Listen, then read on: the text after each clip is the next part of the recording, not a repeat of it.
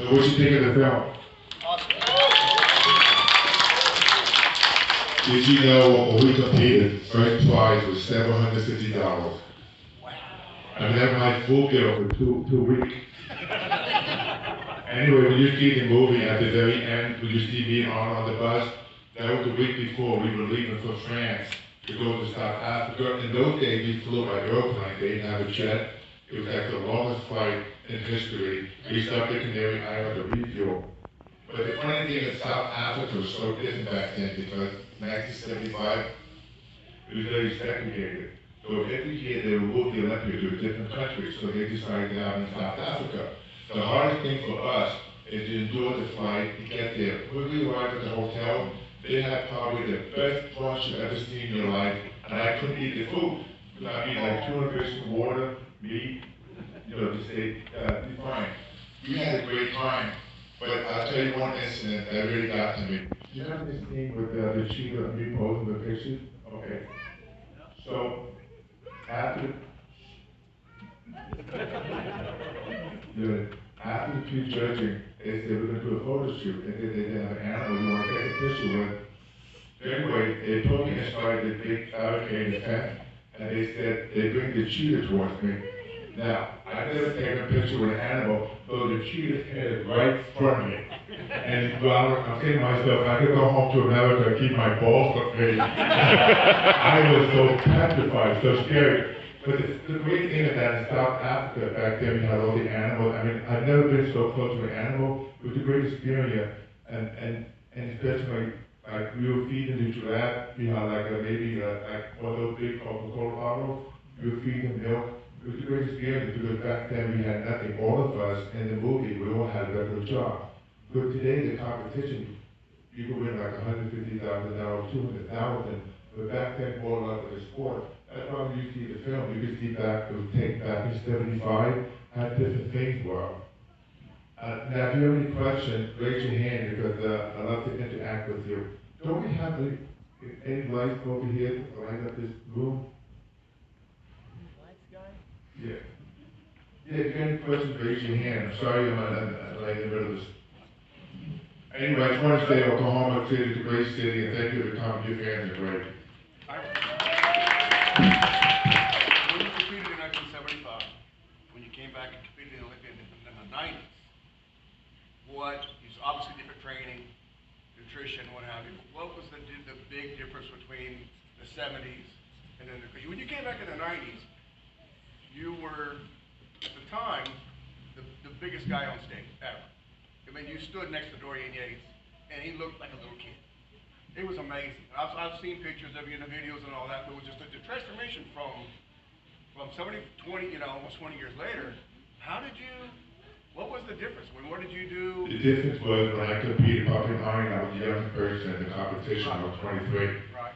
When I came back to competition, I was 42, I was an older competitor. Right. What happened was I did the whole series, and then one day I woke up, I done a different film. I said to myself, I need to compete one more time because I felt like pumping iron was unfinished business. Right. Because after pumping iron, I did the whole series. I was going to keep competing. Right. But the hardest thing for me was to develop the hunger to compete again. Because I had a wife, I had 3 kids. Back then, you're single, you have a girlfriend, you have more time, you can focus on bodybuilding. The biggest change was in the days of pumping iron, we dieted down. Like again, you want a high protein, low fat, low carbohydrate diet. When I came back in the 90s, you were able to eat more because of the fact that we had more different equipment, cardio machine. You could train 2 or 3 times a day, and you could increase your body weight and still train up to the competition. I was 325 pounds with 2% body fat in the 90s. Yeah. And pumping iron, I was 268. But believe it or not, Arnold was only 228. Well, I think it was 235.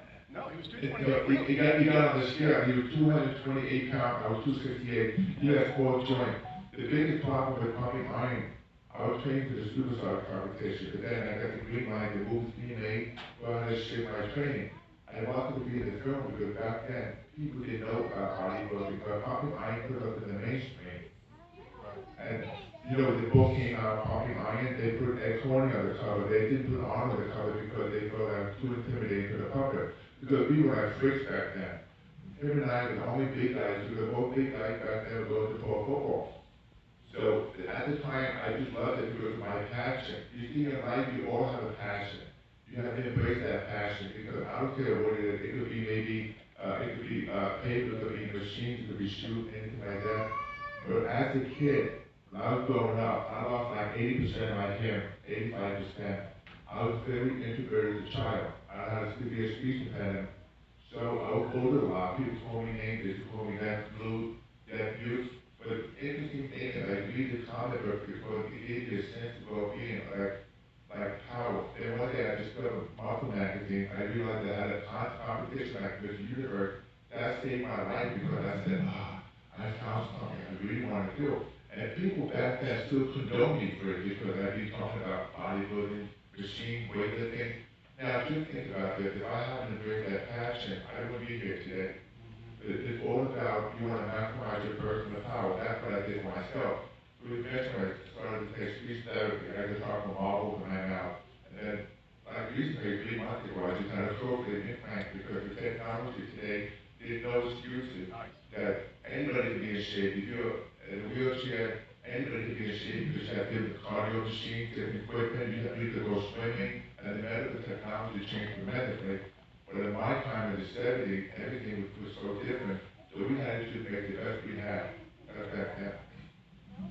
Anybody else? Any other questions?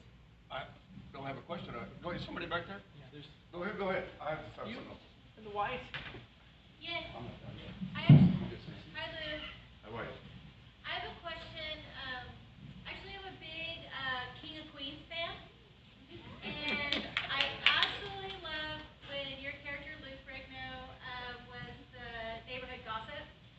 And if you could expand on what your favorite episode was and your classmate or actor that you love to work with. The episode King of Queens. You know what's funny? I did a movie called The Last Time with Rodney here. The one night the producers were watching the movie, they said, why not have Lou on the show, make him the neighbor? So they brought me on the show, The Neighbor, that became a recurring role. The interesting thing about a sitcom, you're in front of a live audience, you only have 2 chances. You can't just have, keep messing up the dialogue. But my favorite episode, the one with the video game. Oh, Yeah, that was great. But those actors on the show were so iconic, like Kevin James, Jerry Still, Lee Remedy, they're actors. Competitive or? Yes, sir. Competitive. Well, when you compete in a competition, bodybuilding, you always go on stage. People just think that if you're in shape, it's not the whole issue because you have to be tan, you got to be in shape, also you have to get over that stage fright. Like when you go on stage for the first time when you compete, the best thing you can do is take pictures of yourself and see your improvement. The difference about bodybuilding and the solo sport, you can only compete, be the best of yourself. Like in the team sport, you work with a team. But bodybuilding, you can be best of friends with a friend and train together with the best man win. You want to maximize what you have with yourself. Like for example, when I was 19, I told my friend I want to compete. I competed in a contest called the Bristol Open New Jersey competition. I remember I was backstage and I came 23rd place. But I'll never forget when I was on stage, I took a couple poses, glass open, all people clapping. I felt that was great instant gratification. And I was looking around in the dressing room, I seen all these guys I've seen in the magazine, I said, this is what I want to be. So over time, I got over that stage fright. So when you compete for the first time, it can be very testable because you're naked on stage, you're in a posing shot by yourself, and your body has to speak to the audience. You're not giving a speech. So that can make it hard because you're making a connection with the audience, with your body.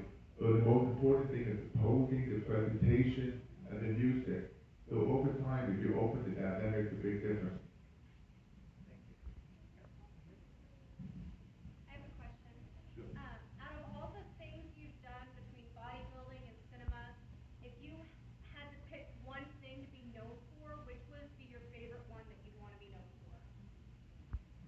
The favorite thing to be known for? Whether it was bodybuilding or cinema. You know what's funny? When I was about 18, I remember I said to my friend, I said, someday I'm going to be Mr. Universe. So 5 of them got together, they said 1, 2, 3, they kept saying, ha, ha, ha, they were laughing at me. And my dream was to be Mr. Universe, to be the best in the world.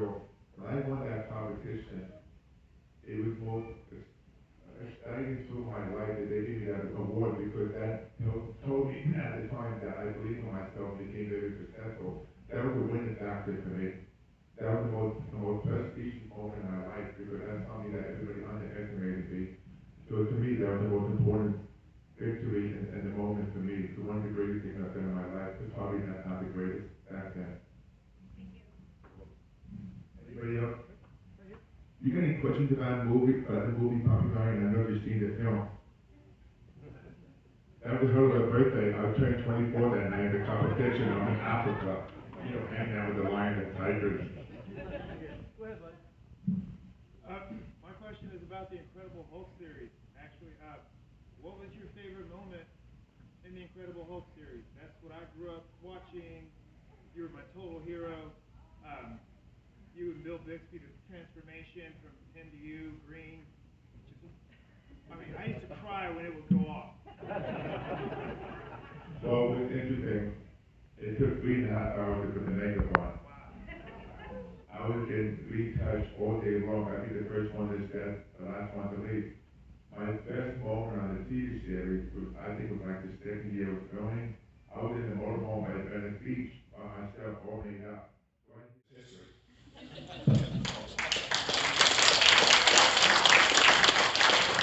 Anybody else? Question about during the movie. So your relationship with your father, during the movie. So I'm a son and a father.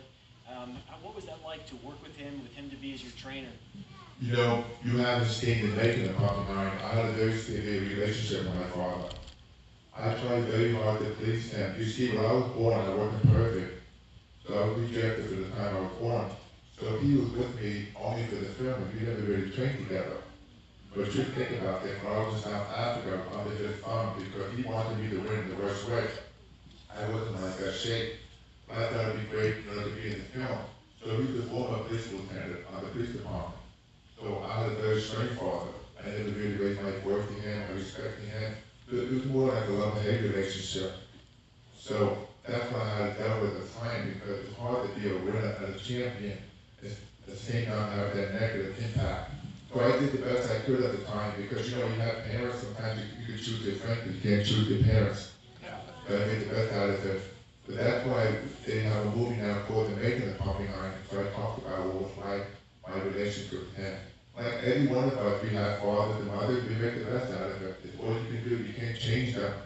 There's some people that's old school, but most pro bodybuilders, major bodybuilders, have had that relationship with their fathers because they built their body strength by self-powerful, saying, hey, Pop, you can't be here anymore. I'm strong. I'm like the Incredible Hulk. It's very common among pro bodybuilders, especially a lot of major athletes, because I had what you call inferiority complex to overcome that. I had to do the things to overcome that. So the only thing I've done with my father, I only take the best from him.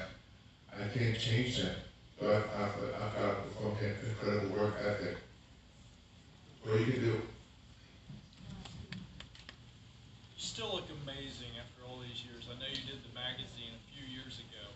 How have you changed your workouts to stay in shape while your joints and everything else are getting older?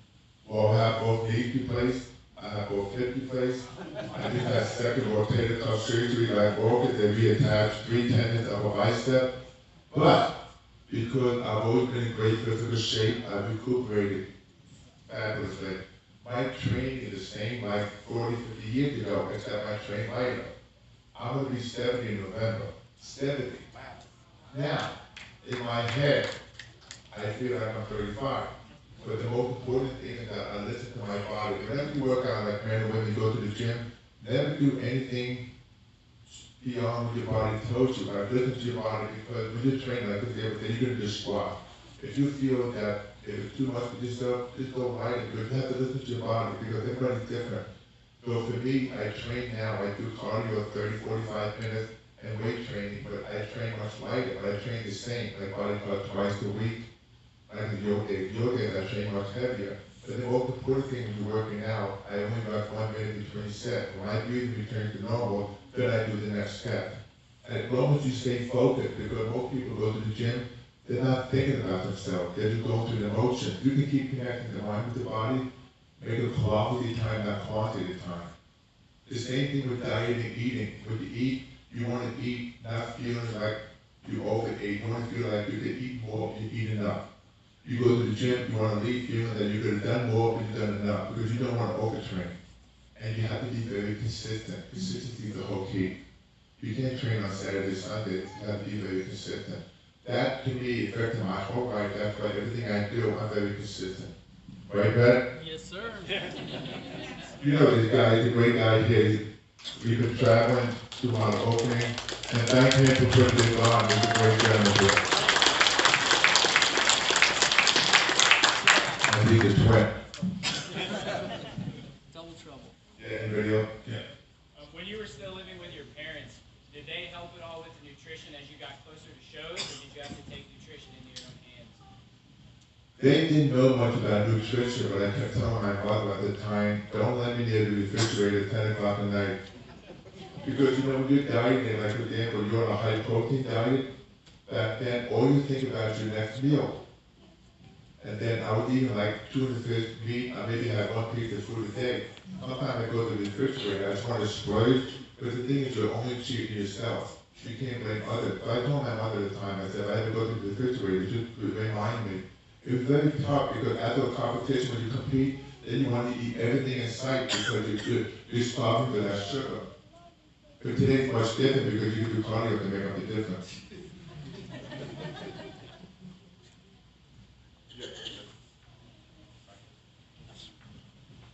At the end of the movie, when your dad looks at you and says, 2 more years, your face looks like, I don't want to do this 2 more years, because it's so disappointing what happened. How did you get your mindset back to going back to working out? Well, it was tough, because after the prejudging, he was very upset, because he expected me to win competition. I knew I wasn't like that, because at the time I was training for the superstar competition, and then we got the green light for the film. I thought it would be a good thing for me to be in the film, because it would take me somewhere. But after the prejudging, I knew it was very tough, and he was very bitter about it. But when he mentioned, when he said, in 2 years you're going to look like to be carved out of stone, which I did make it happen, because I ended up doing the whole afterwards, because if I hadn't done the whole series, I probably wanted to Mr. Olympia 5 or 6 times. But at the time, I only wanted to defeat Schwarzenegger, because I felt like if I competed a year later, Arnold would be there. They would say, well, you won because you didn't beat Schwarzenegger. See, Arnold's 5 years older than me, and you're my idol. But my dream is want to be the best in the world, and want to beat the best. But I was very honored at the time to be on stage with the best in the world, because at 21, I won Mr. America. I went straight to the Mr. Olympia, 22 and 23. And I hold the record of the youngest person to win IFBB Miss Universe at 21. So for me, it was an accomplishment. But my dad was so negative about it, because he kept feeling that all you can do is, if you want to be successful, you have to win. But sometimes you don't win, it doesn't matter. It's how you deal with the situation, how you feel about yourself, your own personal preference.